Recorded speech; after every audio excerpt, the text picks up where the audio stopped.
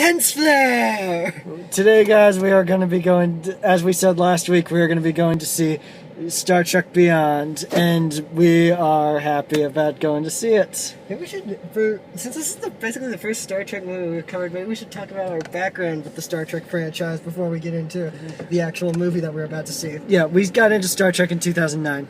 Yeah, we have still never seen the original series at all. And we saw Star Trek, the first Star Trek movie, the J.J. Abrams Star Trek movie in 2009, and that's what got us into the show, into the franchise.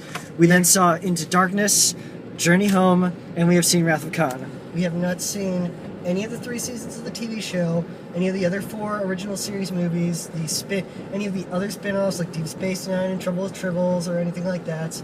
We have not seen any of them. We have not seen a second of the Next Generation. But ultimately, we do not consider ourselves Trekkies. We just consider ourselves fans of the sci-fi genre. And thus Star Trek, one of the most defining movies. This is the 50th anniversary of Star Trek, and from what we've heard, this movie does the 50th anniversary justice by being not an installment in the Star Trek franchise, in the Star Trek franchise based around this J.J. Abrams continuity, but basically another official Star Trek movie like the original crew did. Ultimately, this is also the first Star Trek movie since the passing of one of the franchise's biggest faces, Leonard Nimoy. Leonard Nimoy has passed away. This is going to be the first Star Trek movie that there's not even a possibility of him coming back for physically. I don't know what the Next Generation films had in store for why he would or would not have been in. This is also kind of an interesting departure director-wise, because J.J. Abrams left the project very early on so that he could go and do pre and post-production on Star Wars instead of doing this movie. And then we had Roberto Orci, who was one of the writers on the first and second Star Trek movies, come on to try and do his directorial debut with it, and then he ended up leaving the project because they wanted to go in a different direction. And he left it completely. They didn't even keep his script. He's not even credited at all because they're not even using his script. Simon Pegg wrote it. Yes. So we have Fast and Furious director Justin Lin.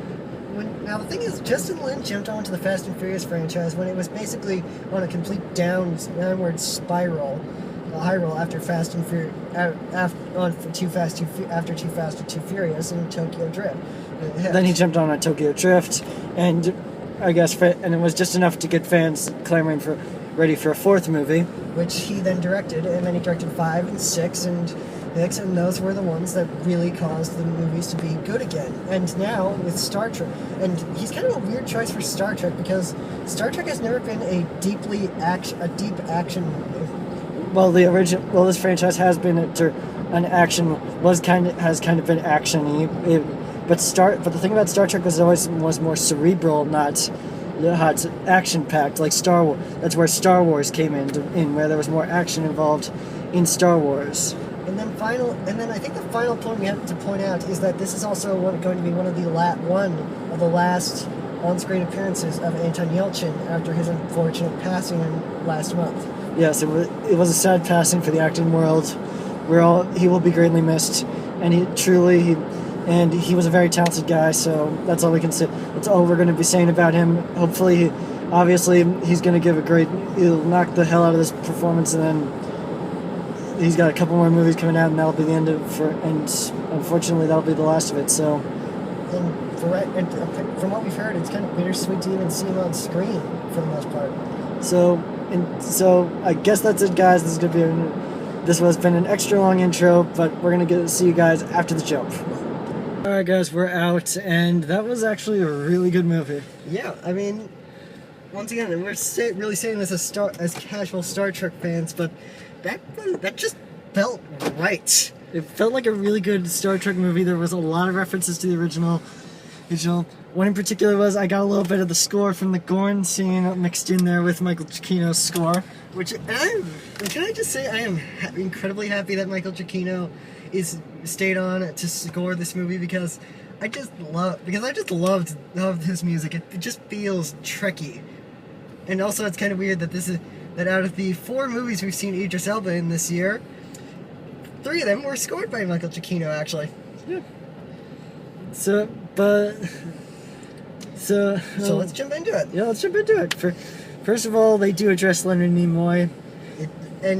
The 2 scenes that they do address it in are actually very touching. They're very worthy and moving tributes to not only him but just the original cast in general. We do not exactly get a tribute to Anton Yelchin, but obviously it was too late in the game for that. It was probably too late in the game to add for Anton or something like that to the end of the credits. Well, they might have, but we didn't stay through the credits actually. Yeah. And well, let's just face it. The cast brought their A game as they always do, and they always should, because this is kind of a franchise that people hold on to. Because the cast, you have to have the chemistry between the cast, otherwise the appropriate chemistry between the cast. Specifically the Trinity, what's the producer, well, one of the guys who worked on Wrath of Khan referred to as the Trinity, which is Bones, Kirk, and Spock. And they shined in this movie very much, especially Spock and Bones, but particularly because I feel like Simon Pegg and his writing partner just kept finding new excuses to kind of stick those 2 together. It's really the entire movie was built off the idea of having unlikely teams among the core crew come together. Sulu and Uhura, Kirk and Chekhov, and Spock and Bones, and Scotty with the new character Jayla, who is incredible by the way. She's just such a badass, and if we had actually stayed through the credits, I might know the actress's name. Alright guys, so we've been out of the movie for quite some time, and as it turns out, we have not been recording. We've only got about 2.5 minutes, so we're just gonna quick power through this really fast. All right, so acting, great. We already went over that. Writing, the humor is great. There's a lot of references to the old Star Trek. There's tributes to there's tributes to the fallen actors who have come from the past year, the era of Star Trek. Let's just get into what we have done. And great chemistry between the leads. We kind of rambled about the writing for most of this. Kind of a paper thin villain up until the 3rd act, and Justin Lin didn't seem all that, and it kind of didn't seem like in points that Justin Lin was all that comfortable with CGI.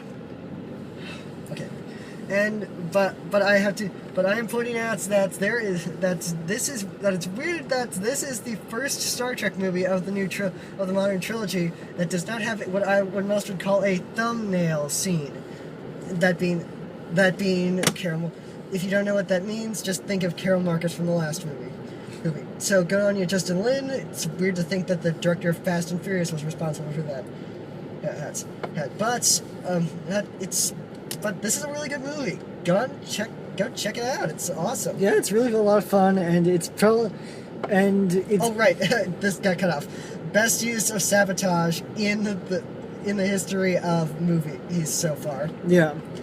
Otherwise, this is going to be, as it turns out, this is going to be a shorter episode because we didn't realize until we were almost home that we didn't have a full video. So I was talking about it. So can't go into that far into depth with this one, but otherwise, see you guys next time. Bye. Bye.